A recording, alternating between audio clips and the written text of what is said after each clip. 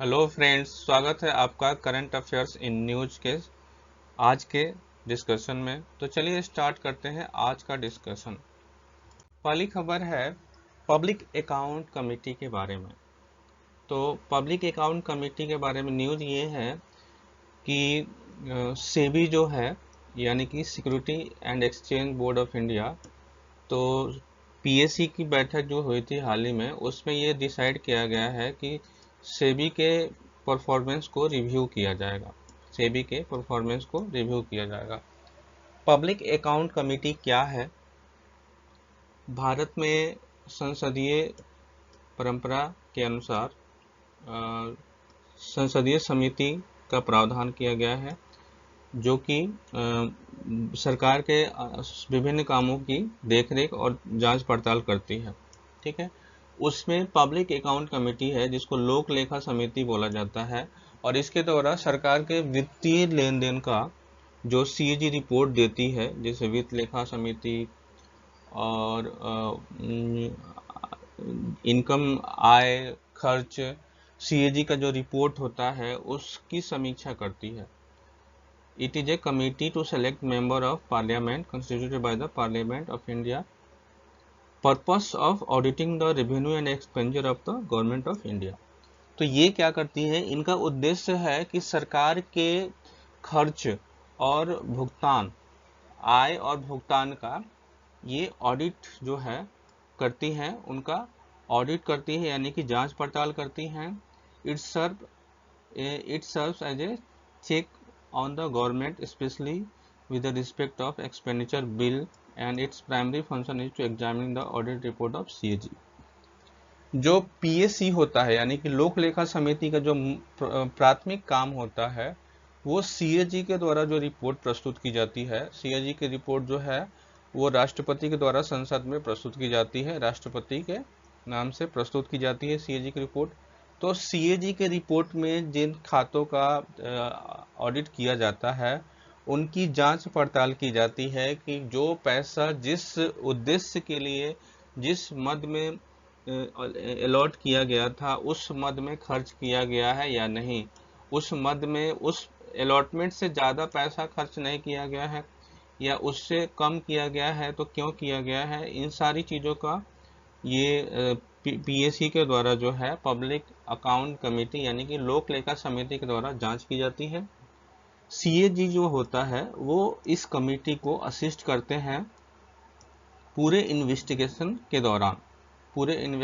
दौरान इस कमेटी को सीएजी जो है, मतलब भारत का जो कंट्रोलर जनरल ऑफ ऑडिटर है उसके द्वारा सहायता दी जाती है, क्योंकि सीएजी की रिपोर्ट की जांच पड़ताल करती है तो सीएजी के बिना नहीं हो सकता है। इसलिए उनके द्वारा बताया जाता है कि इसके द्वारा किस अकाउंट का किस संदर्भ में यूज किया जाता है और क्यों ऑडिट किया गया है। The main function of the committee is to certain whether the money granted by parliament has been spent by the government within the scope of the demand. जैसा कि मैंने कहा कि इसका जो मुख्य काम है कि ये देखना कि जो जिस मद में सरकार के द्वारा पैसा जो है स्वीकृत किया गया था, संसद के द्वारा जिस मद में पैसा स्वीकृत किया गया था उस मद में सरकार के द्वारा खर्च किया गया है या नहीं किया गया है। ठीक है, अगर पीएससी की बात की जाए तो पीएससी जो है वो सबसे पुरानी संसदीय कमेटी है। ठीक है, ये भारत शासन अधिनियम 1919 के प्रावधानों के तहत 1919 के प्रावधानों के तहत पहली बार पीएससी का गठन किया गया था। 1919 के प्रोविजन में पीएससी का वर्णन किया गया और 1921 में इसको बनाया गया था, और ये 1950 तक जो है ये पीएससी 1921 का जो पीएससी था वो चला था, यानी कि लोक लेखा समिति 1921 में पहली बार बनी थी।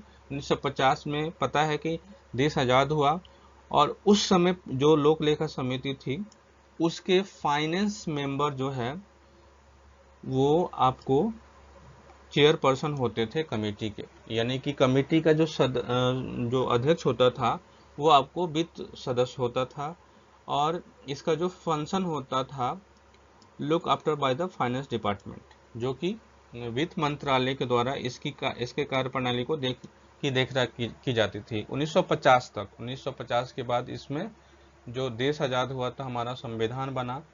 With the coming into the force of constitution of India, 26 जनवरी 1950 के बाद कमेटी बिकम पार्लियामेंट्री कमेटी। 26 जनवरी 1950 के बाद इसको संसदीय समिति के रूप में मान्य कर दिया गया। और ये जो है आपको इसका जो पूरा कंट्रोल है वो संसदीय स्पीकर, यानी कि जो स्पीकर होता है, संसद का जो स्पीकर होता है, उसके नियंत्रण में इस कमेटी की जो कंट्रोल है उसको ला दिया गया। तो दो चीज़ें ध्यान रखनी चाहिए कि पीएसी यानी कि लोक लेखा समिति पहली बार भारत में कब आया था, तो 1919 का भारत शासन अधिनियम, उसमें ये प्रावधान किया गया था।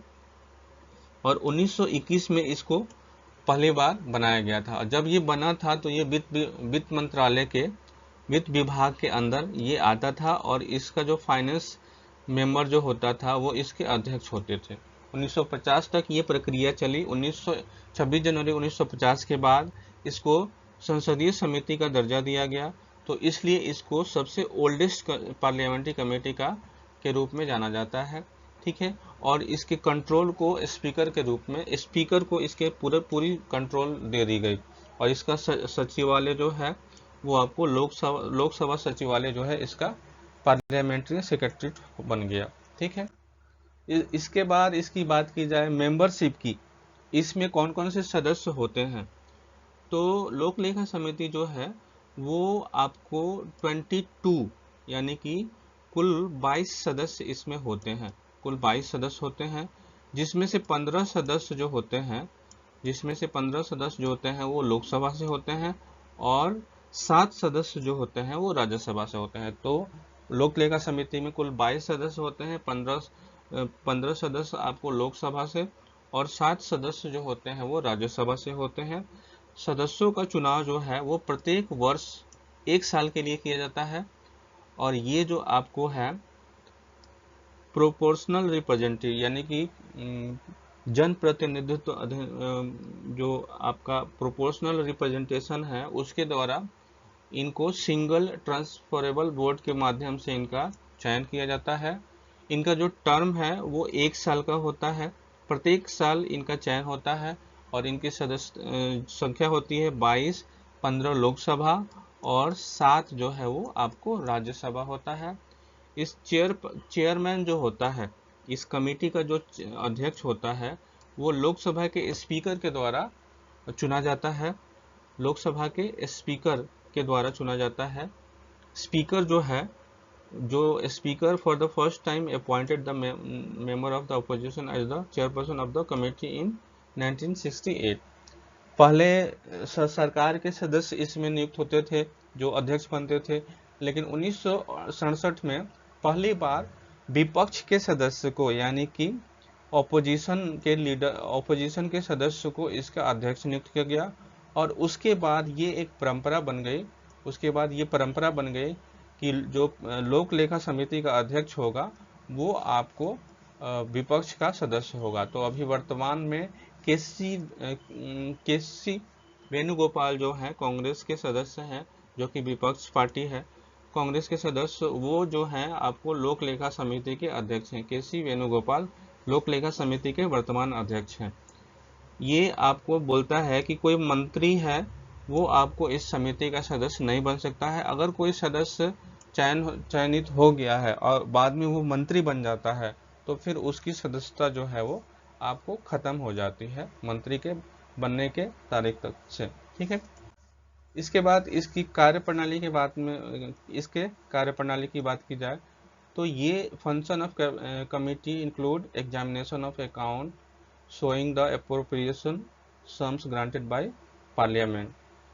जैसा कि मैंने बताया कि इसका जो मुख्य काम है वो सीएजी के द्वारा जो प्रस्तुत की गई रिपोर्ट की जांच पड़ताल करना है, और एनुअल अकाउंट जो है सरकार का उसके बारे में उसको देखना है कि इसमें किस प्रकार के खर्च हुए हैं। जो सीएजी का कार्य है उसको भी इसके द्वारा स्क्रूटनी किया जाता है। उसके बाद अन्य सारे काम हैं जिसमें से आपको कोई शासकीय इकाई है, अगर सरकार उसको ऑडिट करती है तो उस रिपोर्ट को भी सीएजी है वो रिव्यू कर सकती है। अब बात आती है सेबी की, तो सेबी इंडिपेंडेंट बॉडी है, लेकिन सरकार अगर उसकी ऑडिट कराती है तो सीएजी के ऑडिट को भी पीएसी के द्वारा यानी कि लोक लेखा समिति के द्वारा रिव्यू किया जा सकता है। हालांकि जो सरकार के सदस्य हैं उनके द्वारा बोला जा रहा है कि सीएजी जो सेबी है उसके कामों को डायरेक्ट पीएससी के द्वारा रिव्यू नहीं किया जा सकता है। तो ये एक विवाद का मुद्दा है। प्रोविजन ये कहता है कि सरकार जिस फर्म का ऑडिट कराएगी उसके रिपोर्ट को, वित्तीय रिपोर्ट को जो है पीएससी के द्वारा ऑडिट उसको जांच पड़ताल की जा सकती है। ठीक है। पीएससी के बारे में कहा जाता है कि इसका एक कमी है कि ये उसी रिपोर्ट को ऑडिट कर सकती है यानी कि जांच पड़ताल कर सकती है जो पैसा खर्च हो चुका है, यानी कि किसी भी ऐसे इंस्टीट्यूट का ऑडिट नहीं किया जा सकता है, यानी कि उसकी देखभाल नहीं की जा सकती है जिसमें पैसा अभी खर्च होने वाला है। यानी कि ये पोस्ट मॉर्टम करता है, यानी कि लोक लेखा समिति जो है वो आपको किसी भी खर्च का पोस्टमार्टम करता है कि इतना पैसा इस मद में खर्च हो गया, अब हम देखेंगे कि ये पैसा जो है वो सही जगह खर्च हुआ है या नहीं हुआ है। इससे क्या फ़ायदा होता है, तो सरकार के कामों को इसकी समीक्षा होती है, सरकार पे दबाव डाला जाता है कि आपने इस मद में इतना पैसा क्यों खर्च किया है जबकि इसकी इतनी रिक्वायरमेंट नहीं थी। ठीक है। तो ये थी पीएससी के बारे में। अगला जो न्यूज है वो है आपको responsible AI in military domain summit 2024। Responsible AI in military domain summit 2024 ये न्यूज में क्यों है, तो इसको शॉर्ट नेम बोला जा सकता है REAIM, REAIM, responsible AI in military domain. ये जो समिट है वो आपको सियोल, साउथ कोरिया में आपको ये हाल ही में आयोजित हुआ है, जो कि इसमें अनाउंस हुआ है legally non binding blueprint for action to govern responsible use of AI in military. आप सबको पता है कि आज हर एक क्षेत्र में एआई का उपयोग बढ़ रहा है, तो एआई जो है उसका मिसयूज सबसे ज़्यादा होने की संभावना है, और वो भी खास करके सैन्य क्षेत्र में एआई का जो दुरुपयोग है उसको लेके उसके लिए उसको नियंत्रित करने के लिए responsible AI in military domain summit 2024 आयोजित किया गया साउथ कोरिया में, और ये आपको सियोल में आयोजित हुआ था। इसमें एक ब्लूप्रिंट फॉर एक्शन को मंजूरी दी गई, और इसमें कहा गया कि जो एआई है उसको सैन्य क्षेत्र में यूज करने के लिए एक लीगल नॉन बाइंडिंग ब्लूप्रिंट तैयार किया जाए, और इसको सभी सदस्य जो है वो इस ब्लूप्रिंट को अपनाएं ताकि रिस्पॉन्सिबल एआई यूज को बढ़ावा दिया जा सके। जो REAIM with its inauguration summit, इस समिट का आयोजन पहली बार 2023 में हुआ था, और ये platform for global discussion with all stakeholders on way to ensure responsible military application of AI. 2023 में रिम की पहली समिट हुई थी, और उस समिट में ये डिस्कशन हुआ था कि कैसे हम सभी स्टेक होल्डर्स मिलके responsible military application of AI को बढ़ावा दें, यानी कि ऐसा एक फ्रेमवर्क तैयार हो ताकि हम एआई को किसी के खिलाफ गलत तरीके से उपयोग नहीं करें। Future governance of AI in military domain, discussion on governance should take place in an open and inclusive manner to fully reflect wide-ranging view, strengthening international cooperation on capacity building to reduce knowledge gap on responsible development and deployment। इसका सीधा सा मतलब है कि जो ये बैठक हुई उसमें ये चर्चा हुई कि कैसे हम एक फुल रेंज पे एआई के यूज को बढ़ावा देने के लिए और उसको नियंत्रित करने के लिए एक सभी स्टेक होल्डर मिलके एक अंतर्राष्ट्रीय जो है फ्रेमवर्क तैयार करें, और उसको सभी लोगों पे बाध्यकारी बनाए। ठीक है। अगला जो न्यूज है वो आपको है इंडिया गल्फ कोऑपरेशन काउंसिल के बारे में। इंडिया गल्फ कोऑपरेशन काउंसिल के बारे में हाल ही में भारत के विदेश मंत्री एस जयशंकर के द्वारा जो है इस ये जो इंडिया गल्फ कोऑपरेशन काउंसिल है इसकी बैठक में भाग लिया गया। ये मिनिस्ट्रियल बैठक जो है आपको अभी इसकी गल्फ में हुई थी। इसमें ज्वाइंट एक्शन प्लान 2024-28 को अडॉप्ट किया गया। इसको ज्वाइंट एक्शन प्लान 2024-28 को अडॉप्ट किया गया, जो कि first ever India Gulf cooperation council joint dialogue है, स्ट्रेटेजिक डायलॉग है। इसमें थ्री पी फ्रेमवर्क को मंजूरी दी गई। इसमें कहा गया 3P का मतलब होता है people, prosperity and progress to enhance partnership between India and Gulf cooperation council.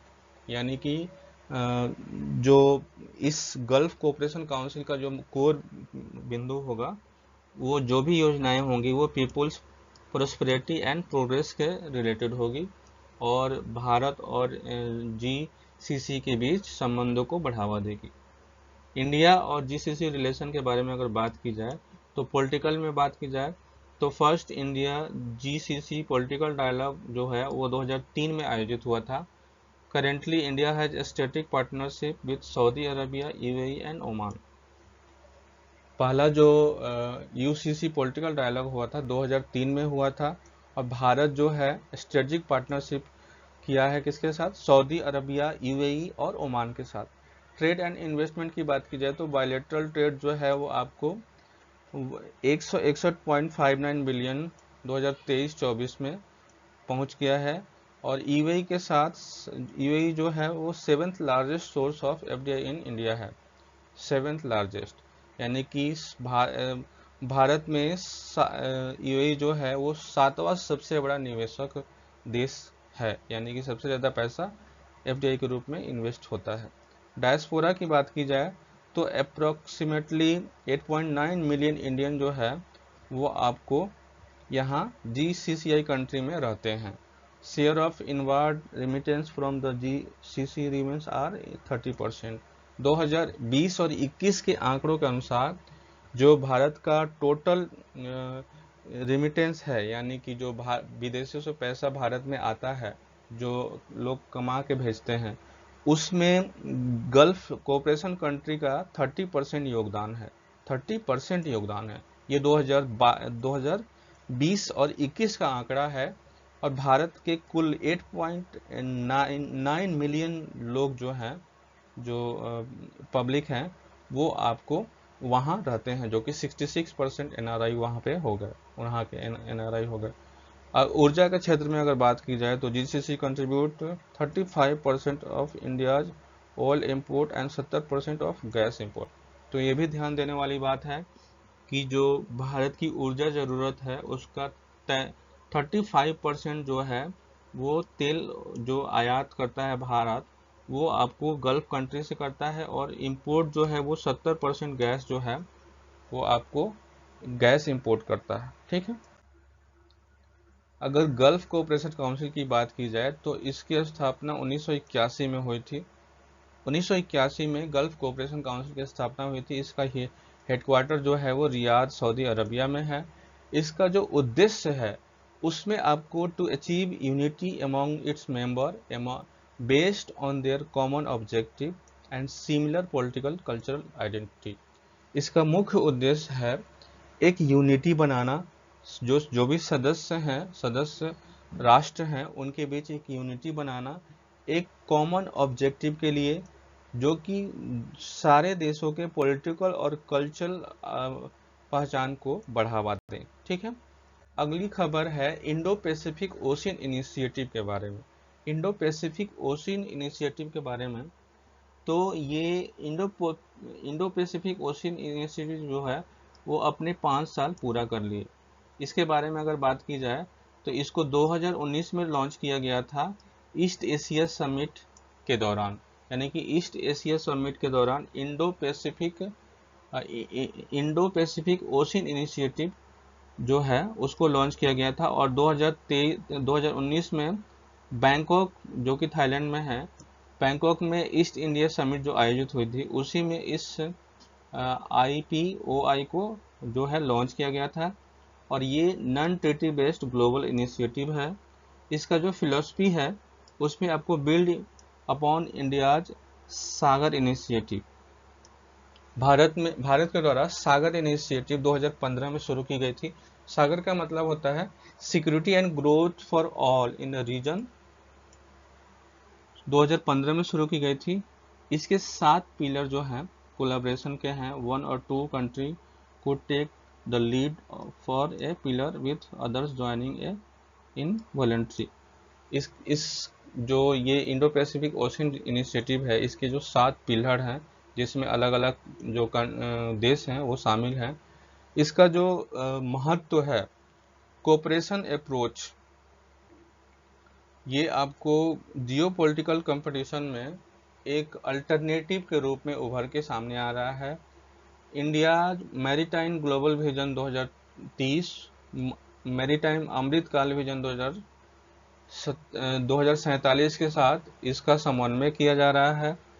Conversion with other global initiative like AIIPOIP, Australia India Indo Pacific ocean initiative partnership, तो इसके साथ भी इसका कन्वर्जेंस हो रहा है। और AIOP, ये ASEAN outlook for the Indo Pacific, तो ये सारे जो पहल हैं इस इंडो पैसिफिक इनिशिएटिव के तहत आ रहे हैं। ठीक है, अगली खबर है अनुसंधान नेशनल रिसर्च फाउंडेशन, ANRF, अनुसंधान नेशनल रिसर्च फाउंडेशन। तो हाल ही में प्रधानमंत्री के द्वारा इसकी पहली बैठक को, गवर्निंग बैठक को अभी हाल ही में अध्यक्षता की गई। अनुसंधान नेशनल रिसर्च फाउंडेशन के पहली गवर्निंग बैठक को जो है प्रधानमंत्री के द्वारा उसकी बैठक की अध्यक्षता की गई। ये की इनिशिएटिव जो है वो आपको अनाउंस किया गया है। पहले क्या कि partnership for accelerated innovation and research, जिसको पेयर बोला जाता है, pairing in university where research is at nascent stage with top tier established institution for membership, mentorship in hub and spoke mode। आपको पता है कि भारत में जो रिसर्च का जो ग्राफ है वो काफ़ी कम है। ठीक है, तो इस इनिशिएटिव के द्वारा जो ये PAIR इनिशिएटिव जो है, partnership for accelerated innovation and research, इसके द्वारा विश्व के अलग अलग यूनिवर्सिटी के साथ और भारत के अलग अलग यूनिवर्सिटी के साथ एक पेयर इस्टेब्लिश किया जाएगा और एक दूसरे के साथ मिलके जो रिसर्च और डेवलपमेंट है उसको बढ़ावा दिया जाएगा, ताकि भारत में भी रिसर्च के कल्चर को बढ़ावा मिले और भारत में भी नए नए रिसर्च शोध कार्यों में बढ़ोतरी हो और भारत भी नए नए पेटेंट के मामले में आगे बढ़े। तो ये पहला हो गया। Mission for advancement in high impact area to support priority drive and solution focused research in priority area like EV mobility, advanced materials, solar cell, health, medical technology. दूसरा इसका जो इनिशिएटिव अनाउंस किया गया वो आपको mission for advancement in high impact area. तो इसके तहत उन क्षेत्रों को चयनित किया जाएगा जो अभी चुनौती के रूप में उभर रहे हैं। जैसे आपको फ्यूल कंजप्शन, जो पेट्रोल है डीजल है उसके विकल्प के रूप में, तो इलेक्ट्रिक EV मोबिलिटी को कैसे बढ़ावा दिया जाए, इस संबंध में रिसर्च को बढ़ावा दिया जाएगा। एडवांस मटेरियल, सोलर सेल को और कैसे उसको कॉस्ट इफिशिएंट बनाया जाए, उस हेल्थ स्वास्थ्य के क्षेत्र में कैसे और सुधार किया जाए, मेडिकल टेक्नोलॉजी में और क्या इनोवेशन किया जाए। तो इस महा इनिशिएटिव के तहत उन सारे क्षेत्रों को आइडेंटिफाई किया जाएगा और उनको सपोर्ट किया जाएगा। उन क्षेत्रों को आइडेंटिफाई करके उसको टारगेटेड अप्रोच में उसको सपोर्ट किया जाएगा और उन क्षेत्रों में रिसर्च को फोकस किया जाएगा। उसके बाद ANRF centre for excellence, ACE यानी कि ANRF सेंटर फॉर एक्सीलेंस की स्थापना की जाएगी to establish world class research centre with sustainable funding support. तो एक वर्ल्ड क्लास रिसर्च सेंटर स्थापित किया जाएगा जिसमें पैसे की कोई कमी नहीं हो, यानी कि पैसे का पूरा सहयोग हो। अगर बात की जाए ANRF की, तो इसकी स्थापना ANRF एक्ट 2023 जो कि पहले science and engineering research board, यानी कि जो ANRF जो अभी बना है, ये पहले एक बोर्ड हुआ करती थी science and engineering research board, उसके तहत इसकी देखभाल की जाती है। लेकिन अभी ANRF जो है अनुसंधान नेशनल रिसर्च फाउंडेशन जो है, उसकी स्थापना 2023 में एक्ट के थ्रू की गई थी और इस science and engineering research board को इसमें मर्ज कर दिया गया था। इसका एम है to seed, grow and foster the culture of research and innovation throughout the country as per the recommendation of the national education policy. भारतीय नई शिक्षा प्रणाली के नीति के तहत जो इनोवेशन को बढ़ावा देने का जो कल्चर है, उसको बढ़ाने के लिए उनको सीड करना, यानी कि उसको पैसा देना, ग्रो करने के लिए एक माहौल देना और उसको एक ऐसा कल्चर डेवलप करना ताकि रिसर्च और इनोवेशन जो है उसको पूर्ण रूप से बूस्ट किया जा सके। ठीक है, और ये आपको नेशनल एजुकेशन पॉलिसी 2020 में भी इसका जिक्र किया गया है। इसका जो फंडिंग है वो mobilisation of 50,000 crore for the period of 2023 to 28, 14,000 crore रुपया सेंटर और 36,000 करोड़ जो है वो प्राइवेट सोर्स से इकट्ठा किया जाएगा। तो भारत सरकार ने पैसा एक फंड बनाया है कि इसमें कम से कम 2023 और 28 के बीच में 50,000 करोड़ का इन्वेस्टमेंट लाया जाएगा, जिसके लिए सरकार के द्वारा सरकार से 14,000 करोड़ का रुपया 14,000 करोड़ रुपया इसमें लगाया जाएगा और 36,000 करोड़ यानी कि 36,000 करोड़ रुपया जो है वो प्राइवेट सोर्स के थ्रू आपको इसमें इन्वेस्ट किया जाएगा। ये जो है आपको ANRF वो आपको department of science and technology के द्वारा इसका जो है देखभाल गवर्नेंस किया जाएगा। इसकी जो गवर्निंग बॉडी है, इसमें आपको एक्स ऑफिशियो प्रेसिडेंट जो है वो प्राइम मिनिस्टर होगा, एक्स ऑफियो वाइस प्रेसिडेंट जो है union minister of science and technology and minister of education, यानी कि दो मंत्रालय के मंत्री इसमें एक्स ऑफिशियो वाइस प्रेसिडेंट होंगे। तो ये आपको अगर गवर्निंग बॉडी की बात की जाए तो प्रधानमंत्री इसकी अध्यक्षता करते हैं और साइंस और टेक्नोलॉजी और शिक्षा मंत्री जो है इसकी एक्स ऑफिशियो प्रेसिडेंट होते हैं। एग्जीक्यूटिव काउंसिल जो है वो चेयर किया जाता है principal scientific adviser of India, यानी कि जो इसके एग्जीक्यूटिव काउंसिल के जो अध्यक्ष होते हैं वो आपको होते हैं principal scientific adviser of government of India. अगली खबर है Indian cyber crime coordination centre, India cyber crime coordination centre. तो ये न्यूज़ में क्यों है? तो हाल ही में गृह मंत्री के द्वारा 4 न्यू इनिशिएटिव को लॉन्च किया गया है जो कि Indian cyber crime coordination centre यानी कि I4C के फाउंडेशन डे पे इसको लॉन्च किया गया है, जो कि साइबर क्राइम से लड़ने में भारत को मदद करेगा। जो 4 न्यू इनिशिएटिव हैं उसमें पहला है cyber fraud mitigation centre, CFMC, cyber fraud mitigation centre. इसका जो काम है immediate action and seamless cooperation to tackle online financial crime.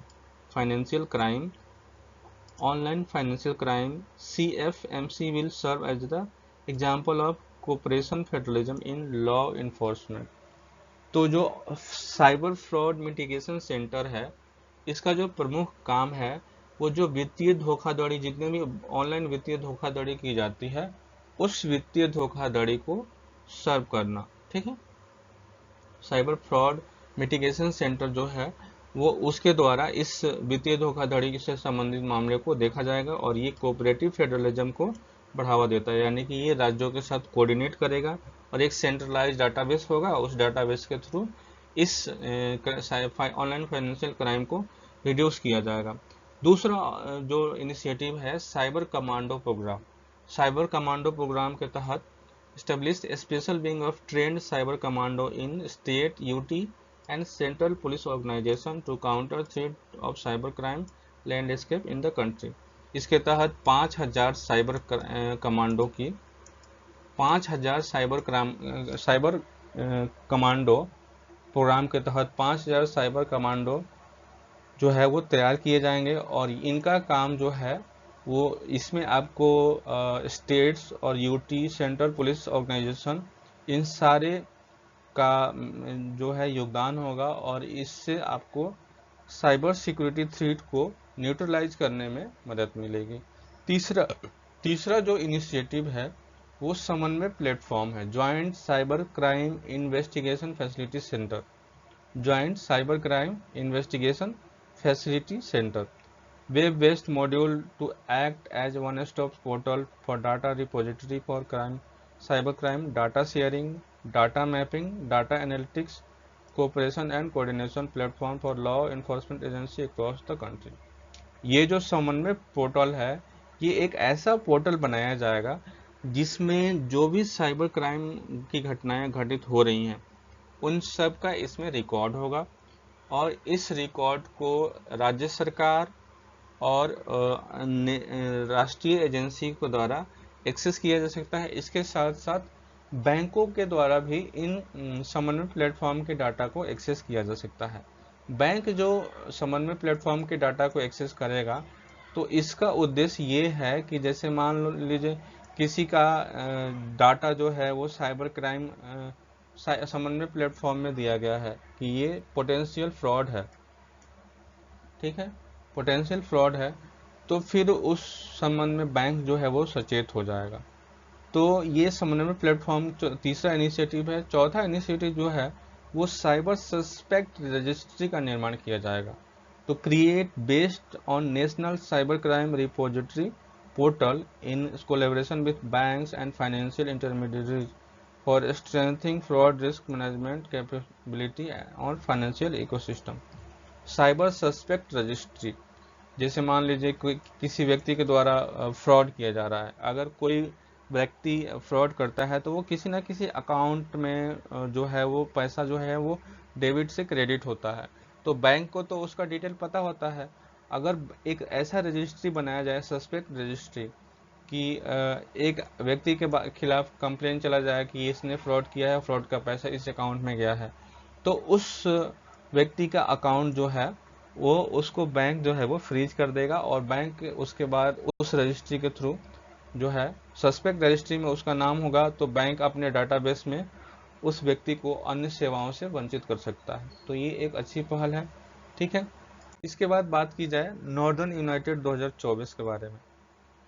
Northern United 2024 के बारे में, तो ये न्यूज़ में क्यों है, तो चाइना और रसिया जो है हाल ही में एक ज्वाइंट नवल और एयर ड्रिल किए हैं जिसको नॉर्दर्न यूनाइटेड 2024 का नाम दिया गया है। तो याद रखिएगा नॉर्दर्न यूनाइटेड 2024 क्या है, तो चाइना और रसिया के बीच एक नवल एंड एयर ड्रिल है जो, ठीक है, वो sea of Japan and sea of Okhotsk में की गई है, ठीक है। इसका उद्देश्य है improve strategic cooperation between China and Russia, strengthen their ability to joint deal with security threat about sea of Japan and Okhotsk. Sea of Japan ये हो गया आपको, और ये sea of Japan is a marginal sea of the western Pacific ocean. It is bounded by Japan and सखलिन island to the east and by the Russia and Korea in the west. ये आपको ये north Pacific ocean हो गया, China इधर हो गया, ये आपको यहाँ रसिया हो गया, और ये आपको पेनिसुलिना हो गया, ठीक है। तो ये आपको सखलिन आइलैंड जो है इसके साउथ वेस्ट में है, ठीक है। तो अगली खबर जो है वो डिजिटल पब्लिक गुड्स के बारे में। Digital public goods ministry of electronics और इंफॉर्मेशन टेक्नोलॉजी के द्वारा इसका फेज 3 लॉन्च किया गया है, जो कि कैपेसिटी बिल्डिंग इनिशिएटिव है under digital India vision to enhance skill in digital goods, digital public goods projects. Digital public goods project जो है वो ओपन सोर्स टेक्नोलॉजी है, including open data, open AI model, open standard and open content used in a country to operationalize digital public infrastructure जैसे कि आधार, UPI और digi locker. तो ये open platform है, इन सभी को मिला के डिजिटल पब्लिक गुड्स का निर्माण होता है। ठीक है, और ये आपको economic monopoly over digital solution पर जो है वो रोक लगाती है कि किसी खास कंपनी, सपोज कीजिए किसी खास कंपनी के द्वारा डिजिटल सॉल्यूशन प्रोवाइड की जा रही है, तो उनके द्वारा उस पर मोनोपोली इस्टेब्लिश ना हो, इसके लिए सरकार जो है वो डिजिटल पब्लिक गुड्स इस्टेब्लिश कर रही है, ताकि ये ओपन सोर्स हो और इसके द्वारा जो है सर्विसेज को ओपनली एक्सेस किया जा सकता है।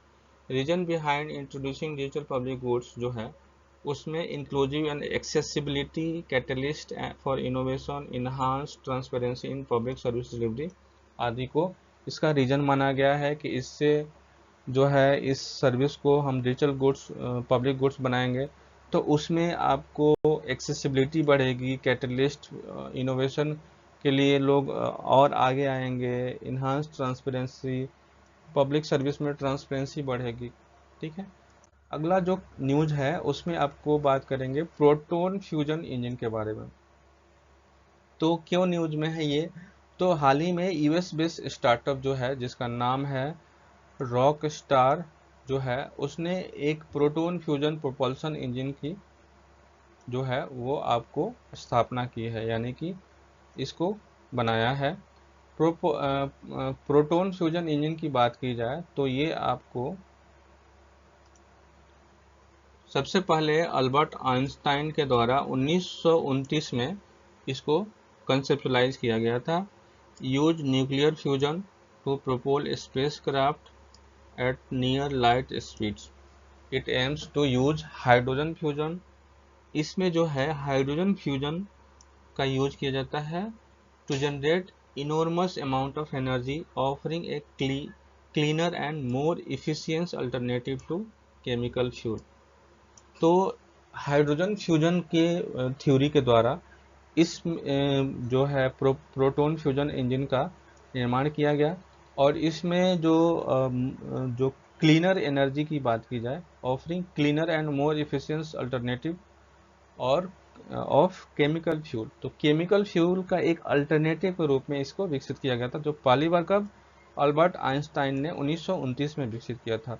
Its design rely on a funnel-shaped magnetic field where protons are compressed and heated to extreme temperature. The resulting plasma jet provides the necessary thrust. ये जो है आपको एक मैग्नेटिक फील्ड जो है के शेप में इसको बनाया जाएगा, जिसमें आपको प्रोटॉन जो है वो आपको बहुत बड़ी मात्रा में एक्सट्रीम ही टेम्परेचर जो है वो जनरेट करेगा और उससे ये इंजन जो है वो चलेगा। Potential to extend this technology to vehicle on earth could revolutionise transportation. अगर इस तकनीक को बढ़ावा दिया जाता है और ये लागू होता है, यानी कि धरातल पे उतरता है, तो जो ट्रांसपोर्टेशन सिस्टम है उसमें आपको जो गाड़ियां हैं उनके यूज में काफ़ी इफ़िशियंसी आएगी और इन्वायरमेंट फ्रेंडली जो है चीज़ें बनेंगी। तो ये थी आज की डिस्कशन। मिलते हैं कल के डिस्कशन के लिए, तब तक के लिए अपना ख्याल रखिएगा। धन्यवाद।